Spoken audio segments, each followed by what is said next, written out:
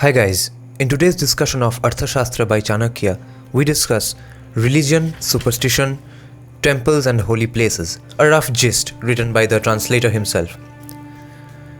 The religion of the Arthashastra is clearly Brahmanism with emphasis on the supremacy of the Vedas, because now it's a quote from Chanakya that the world when maintained in accordance with Vedas will ever prosper and not perish. The teachings of other religions and sects like Sakyas or Ajivikas are not mentioned, but their followers were sometimes treated with hostility. There were holy places, temples and sanctuaries of the various religions and sects, but the nature of religious life mentioned below applies mainly to the Brahmanical religion. There was great belief in astrology and similar predictive sciences, as well as in the occult sciences such as witchcraft, sorcery and black magic. And remember, Chanakya did not believe in astrology personally. He made fun of it. He said, why should people bother about what's happening in the stars when your destiny lies in your own hands or something like that. Temples, and maybe we'll get to that in future in this chapter itself. I don't remember where it was. Now a sub-chapter, temples and holy places. Temples and shrines were everywhere. In the center of the city for the guardian deity and for the family deity of the king. At each of the 4 gates to the city, dedicated to the gods of that quarter, in storehouses, for the tutelary deities of different groups of people in different quarters, the sanctity of such holy places was emphasized by prescribing a higher scale of punishment for urinating or defecating in them. So many deities already. Polytheistic religion. Temples must have owned large properties. The list in an appendix later has images, crops, cattle, slaves, fields, houses, money, gold and coins as temple property. Slave does not mean slave as in the African sense. The king was to look into temple affairs first, and the judges were instructed to treat them as privileged litigants. Village elders were charged with the responsibility of looking after temple properties. Punishments are prescribed for the following crimes relating to temple property: embezzlement by trustees, which is still a problem, riding or killing temple animals, and the theft of temple property. 2 special privileges were accorded to such property. 1, it could not be seized as war booty, because everyone was operating from the dharmic perspective, because the kings who are going to invade are also operating inside the dharmic fold. Therefore no one was going to disobey these customs until Turkey came about. And 2, temple bulls could graze freely in any pasture. However, temple property except those of Srotriyas and Pashandas could be confiscated in times of emergency, and a prince unjustly treated could secretly plunder them. A strange crime mentioned in the text is the fine of 24 pund levied on anyone caught having sex with images of goddesses. What the A department of the state, headed by the chief superintendent of temples, was responsible for temple affairs. A number of gods are mentioned by name: Aparajita, Apratihata, Jayanta, Vijayanta, Shiva, Vaishravana, Ashwins, Shri and Madira. Brahma, Indra, Yama and Senapati as the gods of the 4 quarters. In addition, a number of Vedic gods, asuras and sages are mentioned in the invocatory mantras for occult purposes in Book 14. Many are obscure. We will get to Book 14 later, much later. The religious or ritual significance of sanctuaries and holy places, which are often mentioned together, is not clear. Natural objects like trees are also worshipped.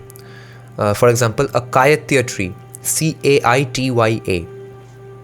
The reference to thefts in holy places during festivals, the king organizing spurious ones with the help of secret agents to relieve the public of money, and using a festival to kill an enemy, indicate that festivals were frequently organized in holy places.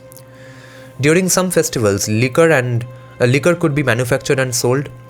A king who had newly conquered a territory was advised to show the same devotion as the local people towards their gods and to participate in their festivals.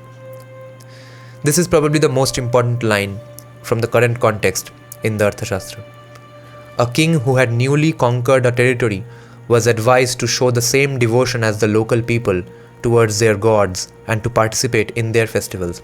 because annexation for them was not because of hatred. Annexation was a simple logical end to an economic decision in those times. So why should you create an extra mental harassment for the public? They haven't done anything wrong to you as a king, so you just carry on their festivals. That is what a dharmic civilizational state is and used to do. It is obvious that there were rituals in connection with the major events of life: birth, initiation, marriage and death. An interesting aspect of the denial of ritual cremation for a suicide is that any kinsman who performed such rituals was declared an outcast and lost his own right to a ritual cremation. That is pretty tough. An interesting aspect is that the denial of ritual cremation for a suicide is that any kinsman who performed such rituals was also declared an outcast and lost his right to a ritual cremation. Now we come to superstitious beliefs. Belief in evil spirits, magical potions, charms, black magic and sorcery was widely prevalent. Charms and incantations for making someone sleepy or insensible, making oneself invisible, opening locked doors and obtaining wealth are some of the specifically mentioned things. In addition, the 4 chapters of Book 14 are wholly devoted to describing a number of rites and practices which are supposed to produce occult manifestations and miraculous effects. There are recipes for bringing on blindness or killing people on a mass scale, for mysteriously causing various kinds of diseases, for changing one's appearance, for making objects glow at night, for remaining without food for days together, for walking long distances without getting tired, etc. Book 14 has not been translated, which is a pity. The translator of this version of the Arthashastra, the person who translated this version, has not translated Book 14, Mr. L. N. Rangarajan, because he thought it's not useful. The practice of black magic and sorcery is condemned, but the king, who was also advised to exploit it for his own purposes. Anyone who brought harm to another using black magic and witchcraft was punished by having the same effects visited on him. Use of love potions was, however, permitted to be practiced without the threat of punishment by husbands, wives and lovers towards their loved ones. Among the methods recommended to the chancellor for exposing dishonest officials and black money is the use of secret agents exploiting faith in black magic. Remember this, not exploiting black magic, exploiting their faith in black magic, using them to fool them, using their faith in black magic to fool them. Though Kautilya mocks the belief in stars as a means of obtaining wealth, like I said, he recommends that the Purohita be also learned in reading omens. The soothsayer, reader of omens, and the astrologer were paid employees of the court. Astrologers accompanied the king on military expeditions and who were used to encourage their own troops and frighten the enemy's troops on the eve of battle. The list of such professionals include Kartantika or soothsayer, Naimittika, reader of omens, and Mahurtika, astrologer, and Ikshanika, intuitionist. Intuition has a big place in Vedic cultures.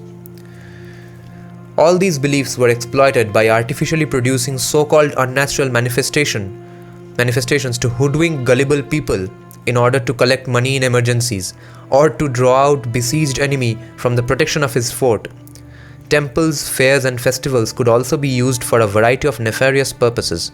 Secret exits could be built into images of gods, and arms could be smuggled in them. The enemy's visits to worship in temples could be used to poison him or to kill him by mechanical contrivances. Agents disguised as monks could use